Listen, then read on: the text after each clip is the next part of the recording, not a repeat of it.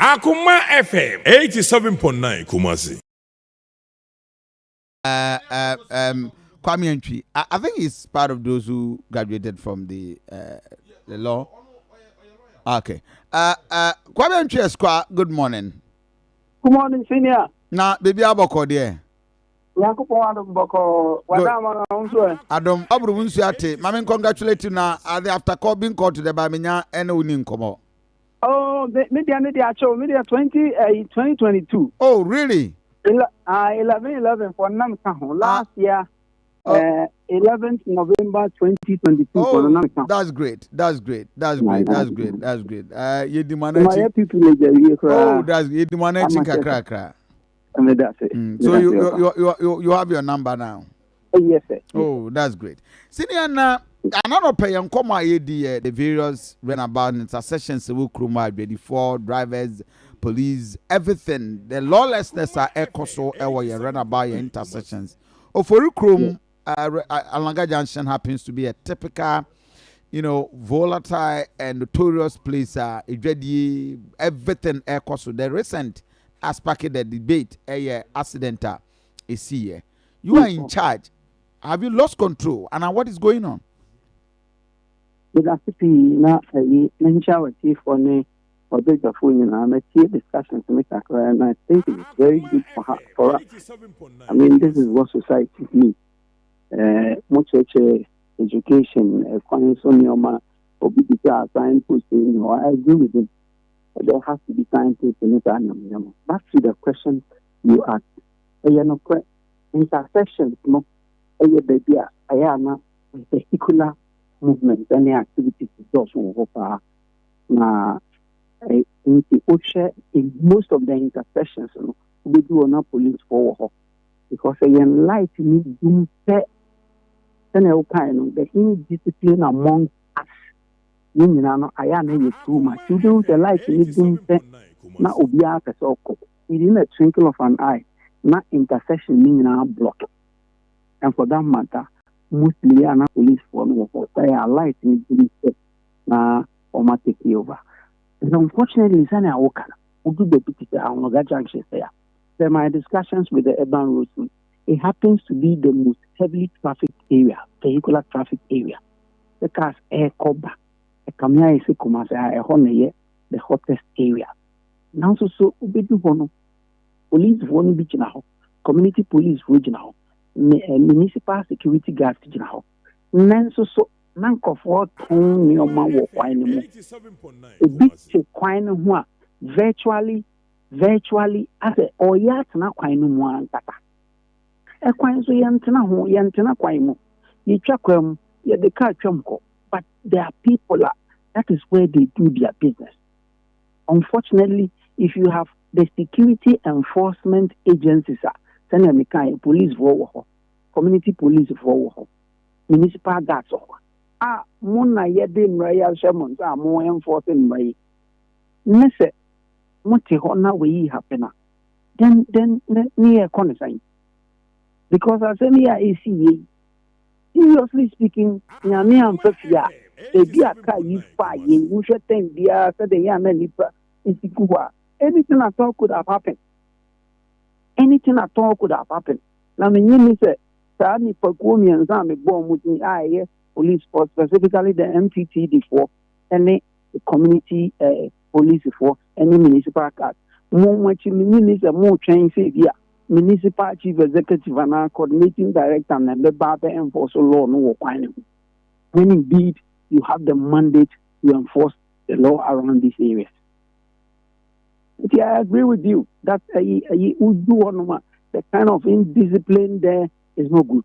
But unfortunately, the people who have been empowered to also go and enforce the law around this area do business as usual. Business as usual. It's not good. It's not good. What is happening in some of the areas? Anloga Junction, we do what we say. Be as a yet you have the security enforcement agencies there. Supervising in court. One show more years than now, so dear. And yet, any far down for. I know this easy. Now, I am told that they were being monitored by customs force. The last customs for the Omachia. Customs yard and Abu Quine. Unfortunately, they would do one. The steering wheel locks, not brakes, also, and Yajuman or the Kokosas. Nanipa, it would mean like this. A banisa, Cinemedica, Yamian Sofia, Carter, Ranjamaka, everything. And we continue to educate, we continue to do our part, but the backstop do you engage police for now? We do. The police for one who say mean to me engage you one by one, but here will be a friend municipal security council meeting. Yes, our municipal security council meeting now. All the police commanders for Oforikrom say we are under 3 different commands. Domiabra police station, a jurisdiction will be Oforikrom. Tech police station, maybe any now Oforikrom. And I say Zongo B are a Oforikrom police station. Also jurisdiction will be well. Here meeting now. Domiabra commander ba, tech commander ba, Oforikrom commander ba, and sana divisional commander are a commander broker. Our non social meaning to swap. We raise all these issues, yet there are concerns in our paper. Then we put together ideas as to the way forward. Here we are. It's then left to the security commander to go and do what we have, or decisions that are reaching. Manka others anka when police form, I military reps or fire service sponsor, immigration service for customs for all the security agencies not before only but yeah, can't find so 17 respected to police for them. Yeah, the problems I ansaka complaints I reports, accidents, records, statistics near didn't know but the good area no. Now yeah, shed the way forward. The way forward no. And I bet what we was here yesterday. Ted Johnson, it quite said, the Fujian Quine on the Anloga Junction was here yesterday. Yabupuni in us we are. And then their commanders will go to their various commands. Not almost the instructions on Akoma, Woman Quadan, and they go down to execute. The chief executive is going to me engage police 111. However, there is a hierarchy. Yeni omushia was security council meeting. Ishia ya addressing your money in area na fino. For the commanders also the cop near Kokasa as to how to execute this thing on the ground. Madam now beside in society. And in your various meetings and strategies are more the home and common. Is that what is being implemented at our grounds? I even raised the fact that we were problem with our police for any community police, any minister that did not food dinner coins of and indeed that is not what the law says, and that's not what Yansu Yajatun say. Sometimes Ted Johnson Hospital and yeah, a laid by was here. Yes, a dime come, and if a big gentleman must here, have big gymnast here. We'll be doing him here. Hospital name not charging ho. Next 2 meters away, not policeman sujan, not municipal that, not municipal police sujan. In the house, we have a municipal security council meeting. I agree that area in the coin say Ubijinaho. Into a year laid by was here, who shall cry at the Bola cat, the ABCC, ye preventing Nipas or Mumbefa, a way hospital. Ina, but I'm not paid for Fahos here, who said, Agent Ho, Profugent Ho, in Luka, Oboku, and in the next 2 3 police in society. I will be so mom's the intra. Now will be done. The next time I'll be meeting, I'll be done. And they say, one be Kakra. And of course, this is also an excuse which they give to a very large extent, so reasonable. Police numbers now from relative to population I Oforikrom. University has in excess of 80,000 population. And then the 216, 213 population by last population census. Into your population was into police numbers and also so Asia. They can't stay there for the whole day until Jena Kakra. Now was a baby so copy true. And so usually when we raise the issue, the response that comes, Jena Kakra now say focus was over baby. The Jena Kakra, America Crano Jena Honor, may work problems. So Jena Hui, none it's not road from so Jena Ho. So, no, thank you. And so what we have come to understand is that at the energy and 70s, no. There is something more we can do. So what is time ago? What is the some way time ago? Lather and Porsche program, yes, laugh, which was very fine. Now, on new media team, no co baby. When they meet an abnormality, I be any question, or you be a better junction, be a police, if we know ye and conformity, then come on video. That's all. Now, say there are two systems. You know, probably next time, one cat own will deal with you. And see, I think that we may have to adopt some of those strategies. The name, show, and shame. Name or show and shame, no be. Then, if we capture them on tapes, on videos, like a more and open discussion, maybe I can make an idea to now a show a municipal guard, any community police, any police, where Jinawa, yes, they almost stop to you, Mujino, for full do or warm. Nanka yet, show. Jimmy said that thing they did, it really helped. If we could also begin to do that, I'm sure probably the assembly itself may have to take it up. The information department of the assembly would have to do this, definitely in collaboration with the media, because assembly in Kwana Kofa could try the Kotono website, my media form, or popularize them, and publish them. It will not fly as we want it to fly. If we begin to look at that, it may also help us. And from all intents and purposes, for now, you are also admitting, sir, police for Nigeria when city gas for no, they are not helping the system. Oh, I agree. Unless they can come and defend it, but we do a police agent of night, municipal guard there and some night. Community police were burning and some night. Now, yeah, let me say, a depart. I just say, be a warm one to be baby to me, this and this, and I happen.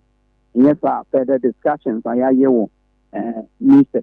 And me, I hear you say, because on it,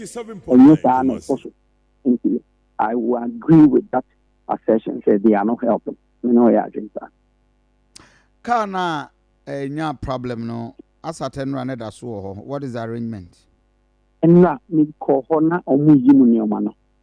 The different car abba and you know a bob SF 4 no crana a route 54 moving car can see no yellow one no na a walk and na the only human woman so a walk and you are not paying. Piako, meaning baby, I'm looking for and there. And my bed 4 p.m. Now, me call home. This was the situation at the time. No moving your money. Now, Route 52 wing time to so. Then I'm interested. So, I'm running the arm to it. What information, sir, a collab conine etre? Join information there about far back could be cotons, Omugan, on any man, and would no be a jam, or bad time for a free jumper. And BD EPA Bibita Akopon and so. In information. Now, I'm a report on now, yes, and 9 and problem about as to say you chat this morning. I am unable to say. Probably maybe officer, meaning the latest report, and I can confirm. But meaning say about Faba Kunya problem 1 and 9. And Tiabaya wine responsibility, wine call assembly no take up and will be the abo free. Usually, Yana, we expect that insurance will take care of it. But immediately, the banners are to go through the insurance processes. Police for the assembly, a camp, that's a more between the aboa while they go through the insurance processes. Senior, Banners the insurance is something there, and you know, my cover cameraman. What is the way forward? Because this is the second time within the last 2 weeks. Yeah, waka emurugu. At the end, you're here to prevent it. Osha, the design of our route now from the Oforikrom side, we will descend the Anloga Junction.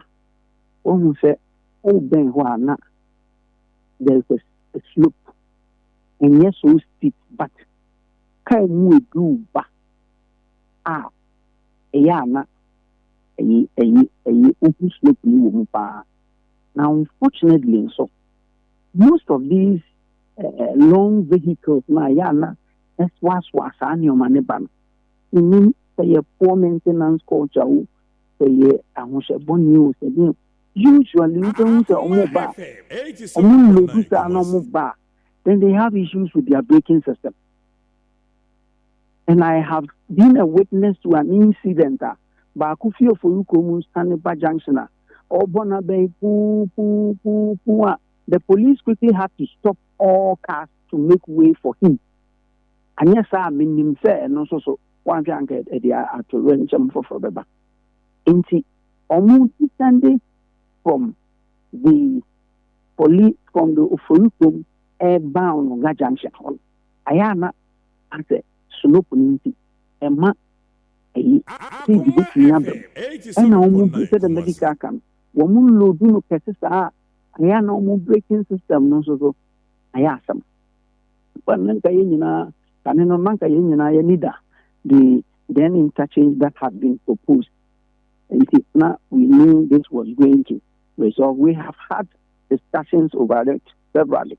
A Hornatech police station, Usani Freeway, so a Backtech police station, a Honsoso has been a major accident area. And so now we were thinking that with the coming of the then interchange, Nana, I have planned a bit easy that problem. But unfortunately, and also so what it means is that we may have to look for other safety measures in the case of Silicon East and the Backtech police station and so we have had several discussions on it. I share how because we share how accident records are in Papa almost on a daily basis having accident. So we have tabled some proposals to the urban roads and highways for some limits and some safety checks over that area.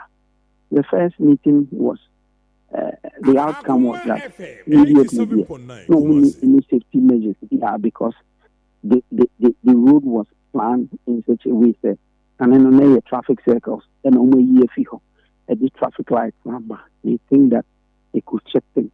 But we should slow play fee telecom banner and also so bema PDB as a load woman fish of urban and also supposed to problems at the traffic light.